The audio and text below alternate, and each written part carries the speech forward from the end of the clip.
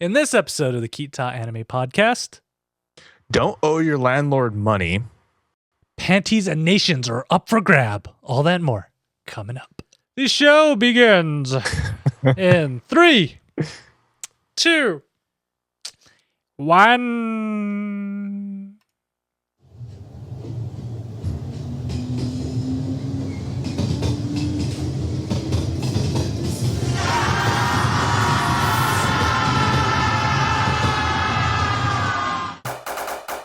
It's time for the Ktdata Anime Podcast with Dito and Ktdata. The Ktdata Anime Podcast is brought to you by Michael Bay, ruining my childhood cartoon not once, not twice, 3 times wasn't good enough for him, but 4 times and more to come. Thank you, Michael Bay. Hey everybody, welcome to the Ktdata Anime Podcast. I am Ktdata. I'm Dita. And this is the podcast where Dito and I get together and talk about some animes, book club style, and all and such. So for all you brand new kids, first of all, welcome. If you want to watch the animes that we're talking about, just pause this video, go to ktdata.net, look for the spring 2014 season and episode 4, look in the show notes. Voila! Links to watch all these episodes so you know what we're talking about on there. And for all you guys who've have been watching forever, make sure you stick around until the ending of the episode because we got some big announcements to say. Hey Dito, how are you doing? I have not seen you in a while and you've been staring at me while I've been trying to figure out technical difficulties for the last hour. That's exactly what I've been doing. I've been just staring and watching Top Gear. Yes. So it's a good time. And speaking of technical difficulties, we're going to race against my computer blowing up again. So let's jump into the first anime of the night.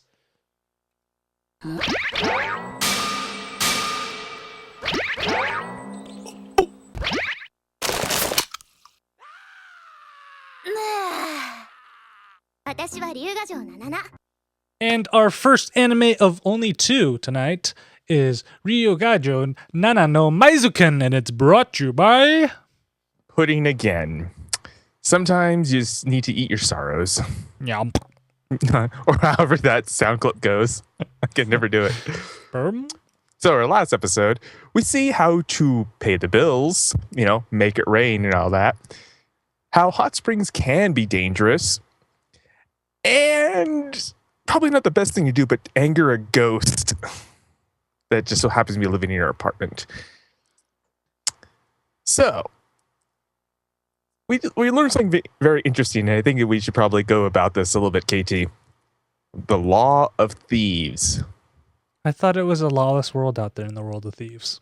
Yeah, but these are unspoken rules, apparently. So normally, if you have like this society, the society of thieves and everything itself, and they're all after one thing, wouldn't you see it be more like beneficial to not try to claim something that's already been claimed, stolen, quote unquote? I mean, it sounds logical, right? It's just like, okay, they got it. They put the effort into it. I'll just back away. Yeah, but, isn't like all fair in love and war, and that's pretty much what happened? Pretty much. It's exactly what happened. Yeah, so, Jugo, we also found out what Jugo did to pay off his rent. I was a little worried. I'm like, did he sell a kidney or something? He did worse than selling a kidney. What do you think he did, Dito? He sold a soul.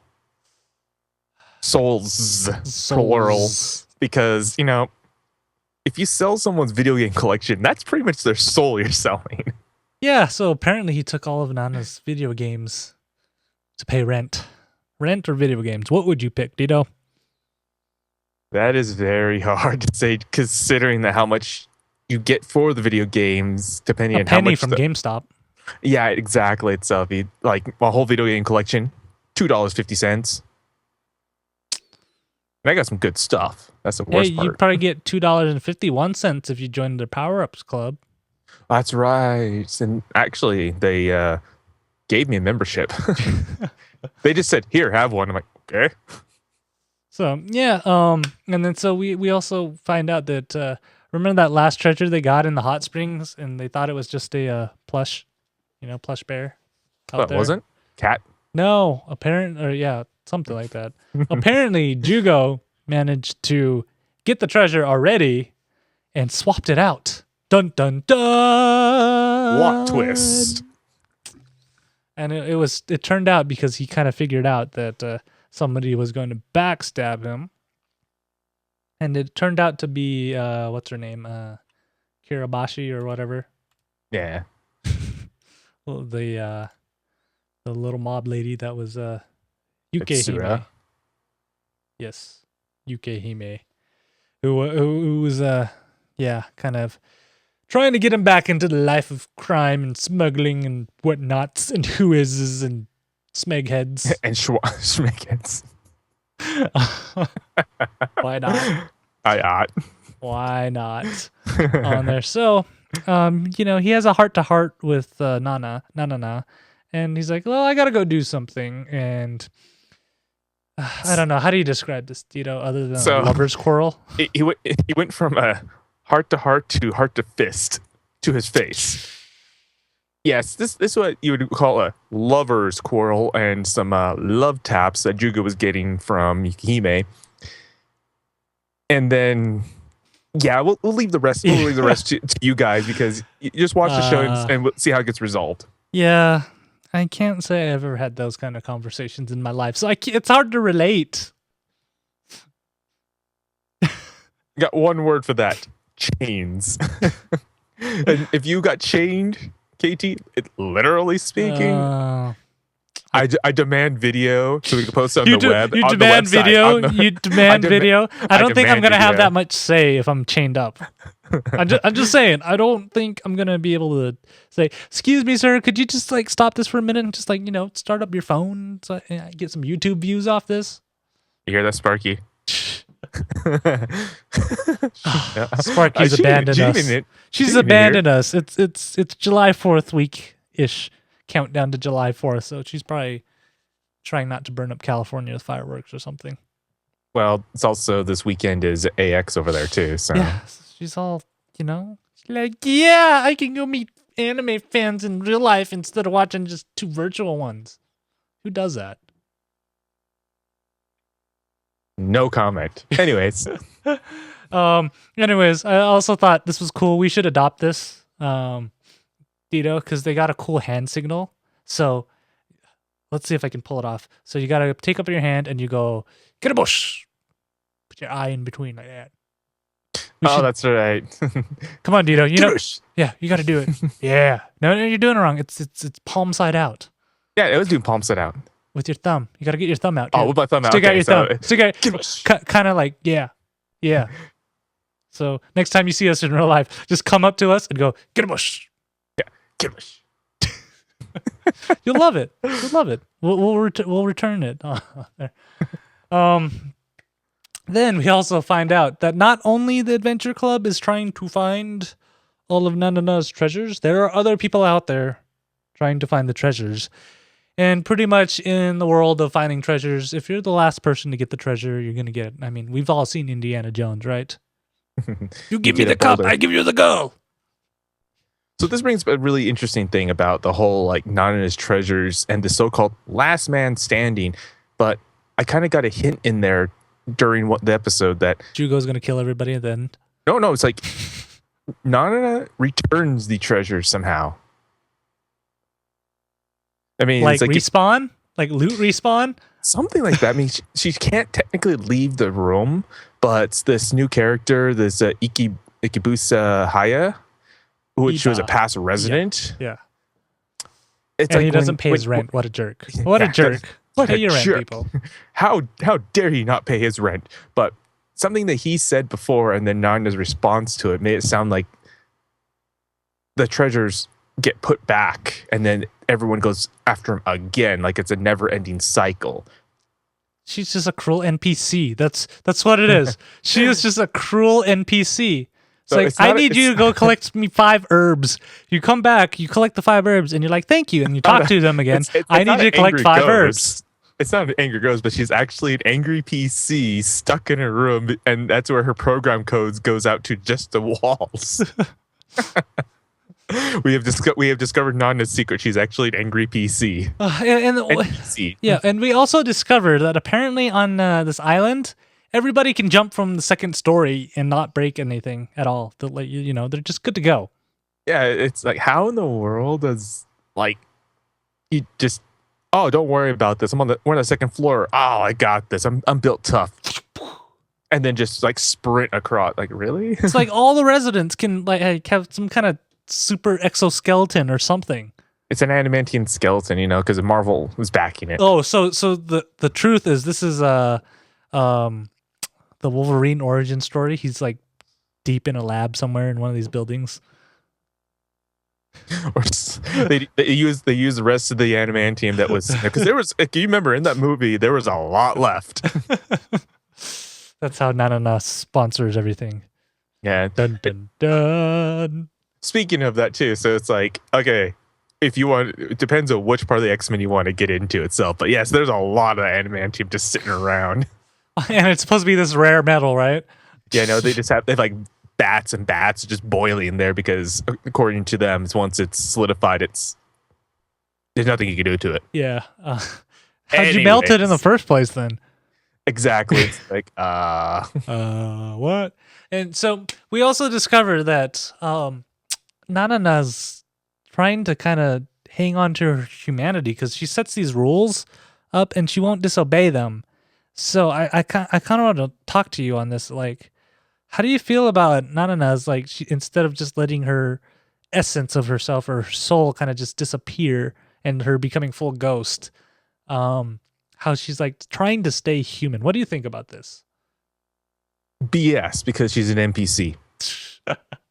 Since we already established that. No, but in this case, it's really weird trying to see, because she's been 20 years, something like that. 10 years. 10 years. Sorry, my bad. So it's been 10 years since she's her not actual quite a death. cougar yet. Not yet, even as a ghost. But, anyways, so it's been 10 years, and she's still trying to keep on to her humanity. There is X amount of treasures still left out there itself, and she knows all of them. How is keeping humanity good when all you're doing is IDing treasures, basically? It's helping people when people find those treasures. Hopefully all the good people find them, and then they'll use them for good purposes, right? Yeah, She's an idealist. Idealist. But that makes me wonder too, like, was these treasures supposed to be? Because some are useful, some aren't. Like, we've seen the cane of world domination, so to speak, that we, our rod. And now we saw a bell of rain. A bell that brings rain. I wonder if you sing "It's Raining Men" while you ring it, because she does say you have to do a chant with that. So if you do that, will it like really rain men? Be dangerous. She said you just have to do a chant. She never told you what the chant was. Oh my goodness, that is what? Horrifying. That's horrifying because that'd be a lot of dead corpses. I bet you that's the truth right there. That's what happens. You ring the bell, men rain from the sky. I'm moving on. I'm not even trying to imagine that. That's just what? I think it's great. We start hearing, I don't know. We're seeing all these hidden alliances again.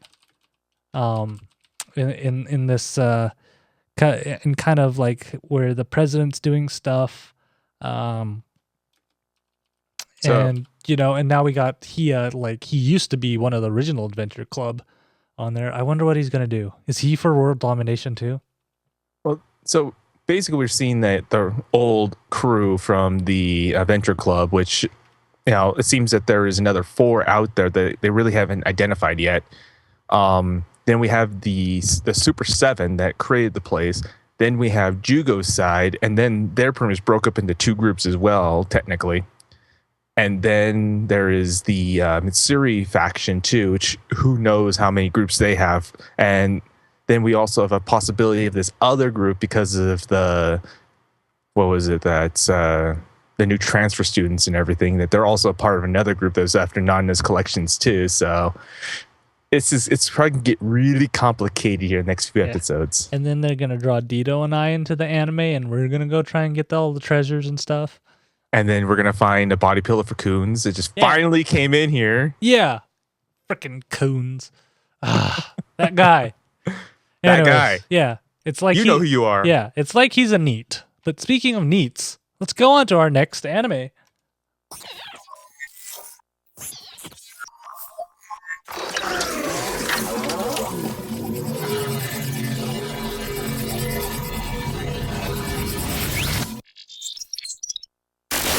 じゃ、ゲームをしよう。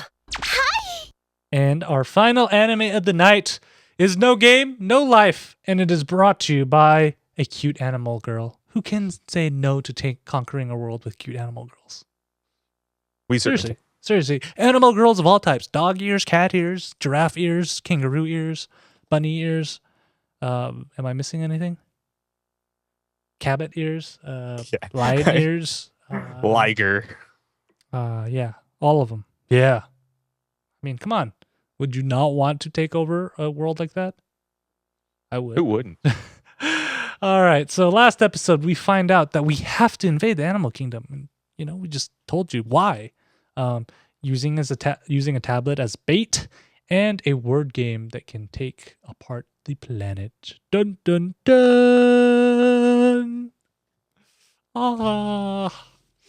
So we first find out that the werebeasts, the werebeasts are pretty much the animal kingdom that Shiro wants to take over on there. And we find out that they've been challenged. How many times have they been challenged? 4 times by the elves.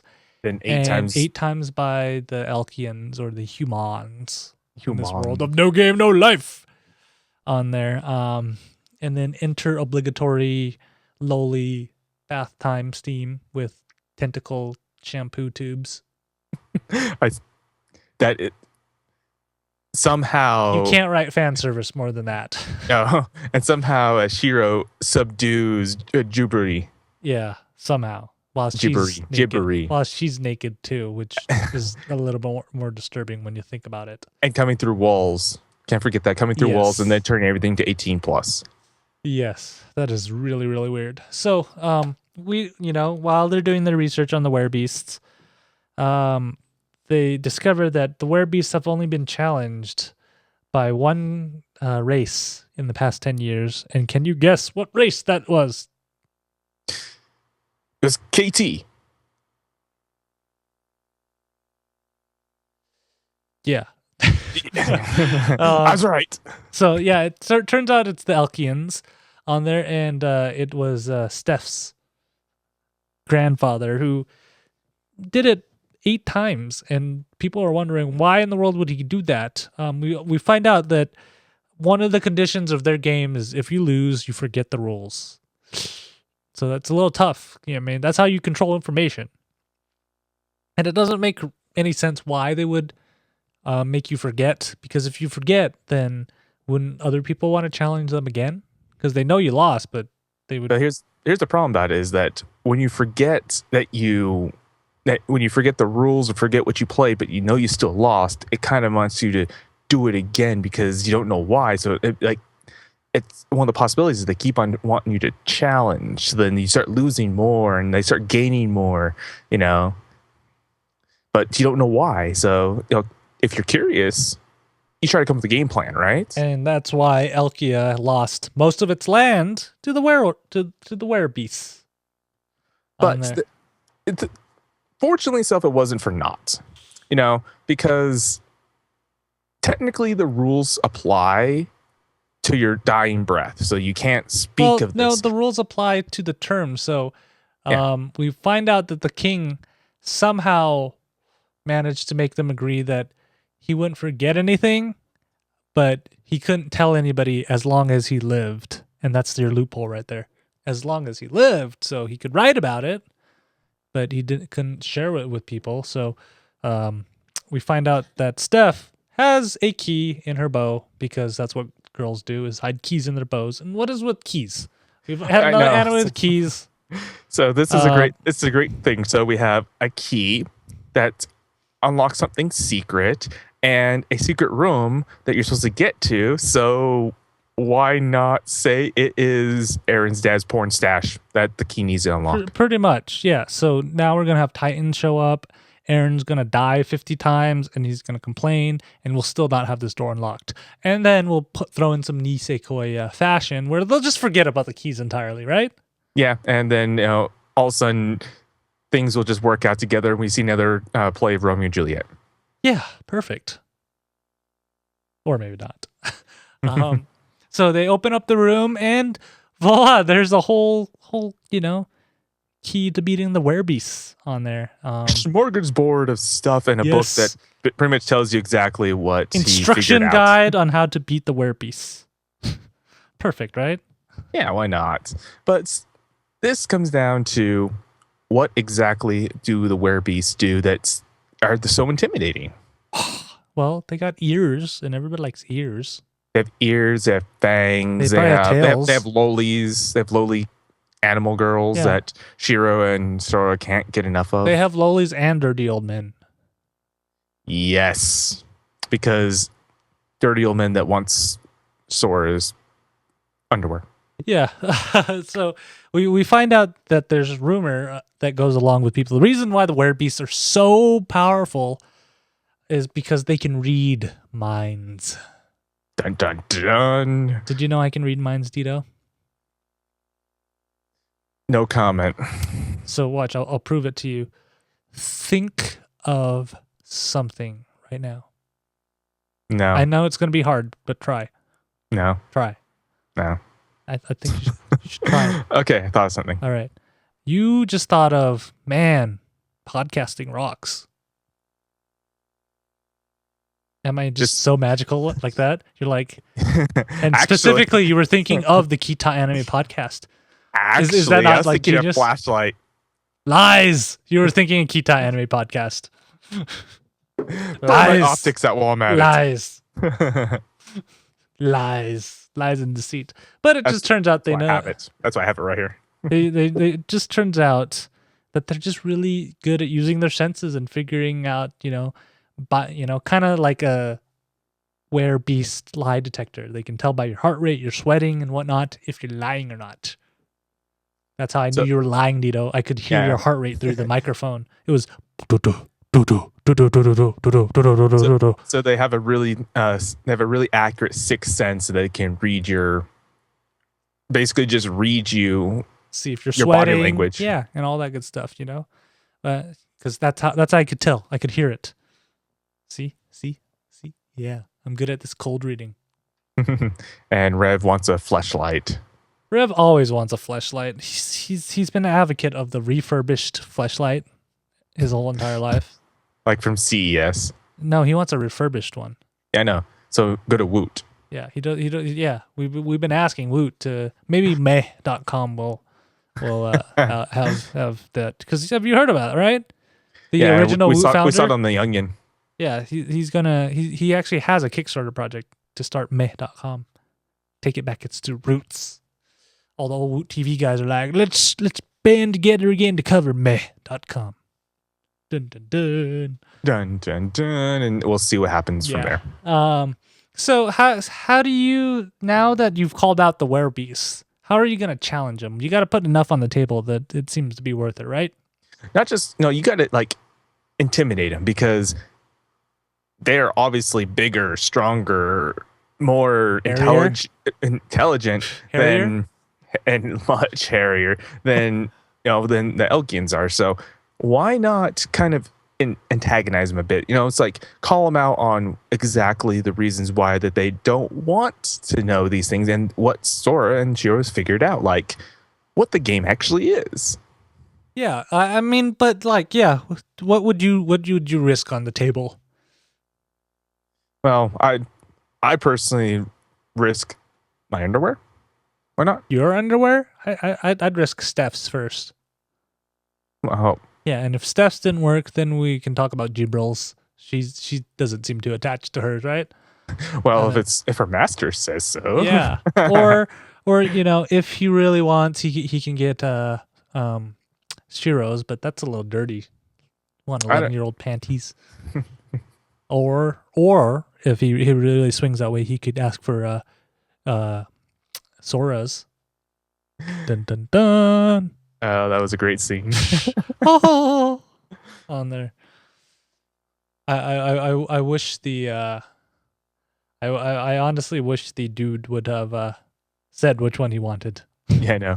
Well, it comes down to something really funny I found. So we have Werebeast, we have the god killing weapons, we have Elkians, all in an elevator together, and obviously tensions are rising heavily for this. How do you argue with someone but then don't go against the 10 rules? Well, that's not really an argument. It's more of a debate, I guess. I like to call it a child's dispute because it's like you can't really argue anything itself and you can't disagree with them either. That's the best part is you can't really disagree with them. You just kind of like, well, yeah, but you're a poo-poo head. It's like, yeah, maybe true too, but you smell like an underfeet. It's like Underfeet. underfeet. Don't be a Steph, Dito. Don't be a Steph. Don't be a Steph. What a Steph.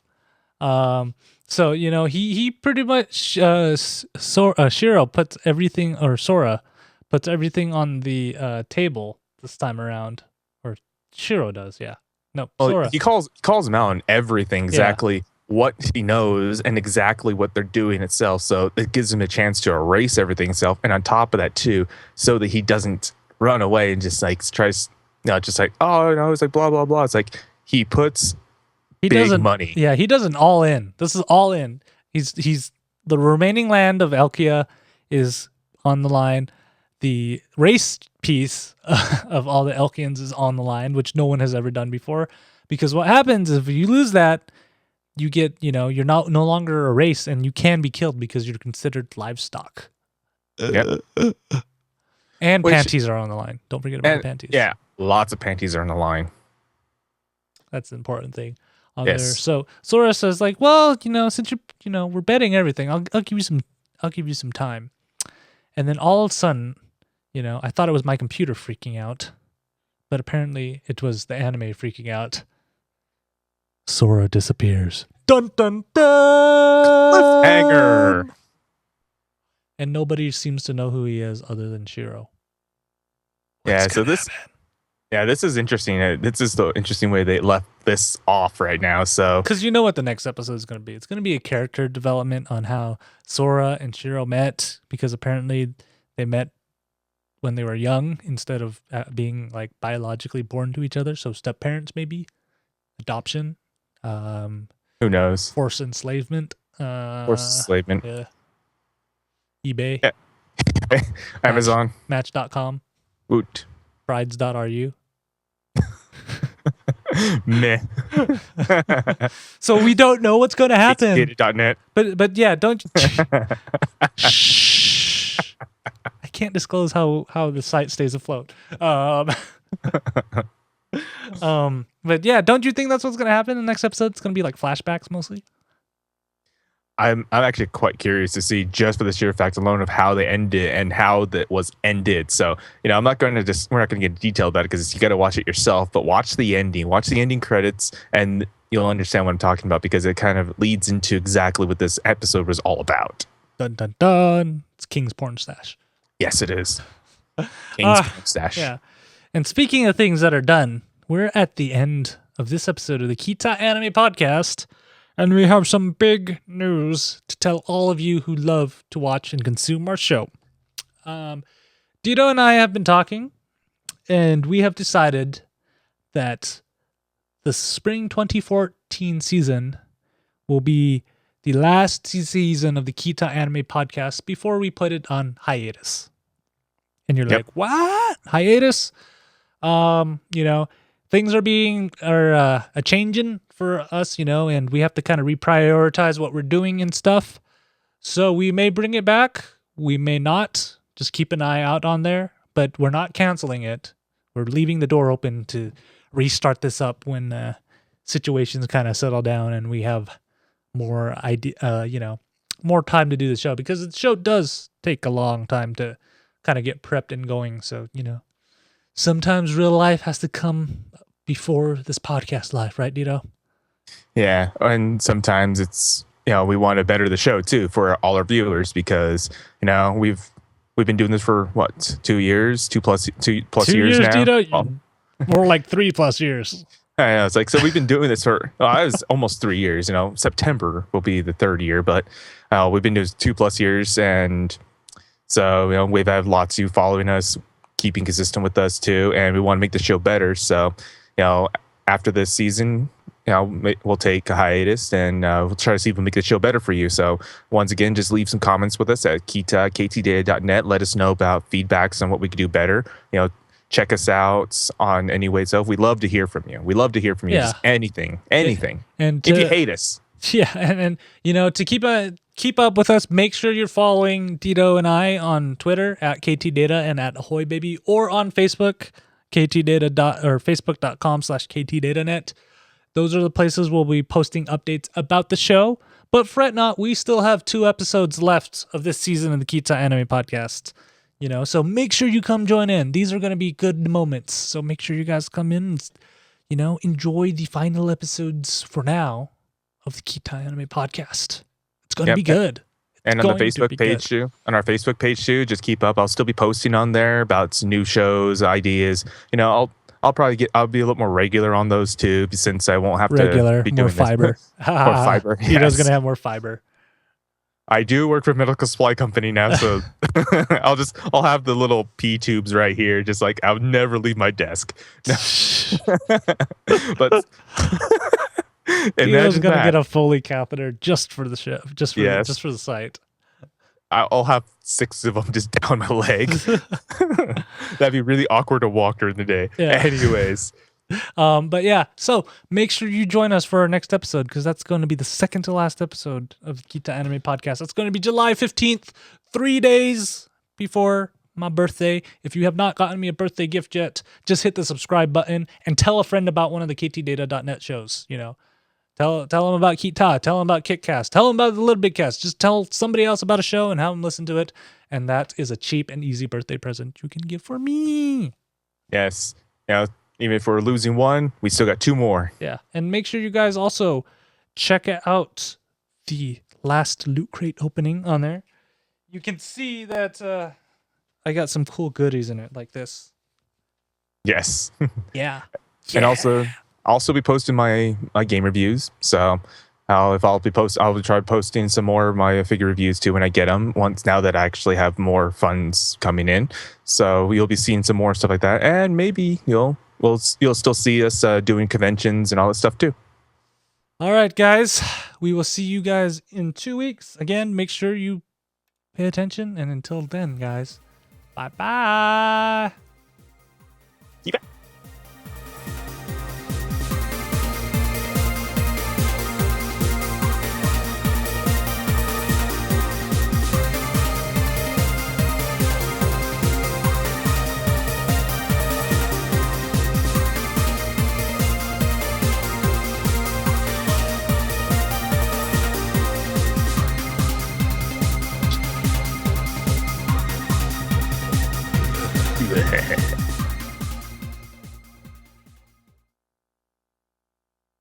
Boondoggle.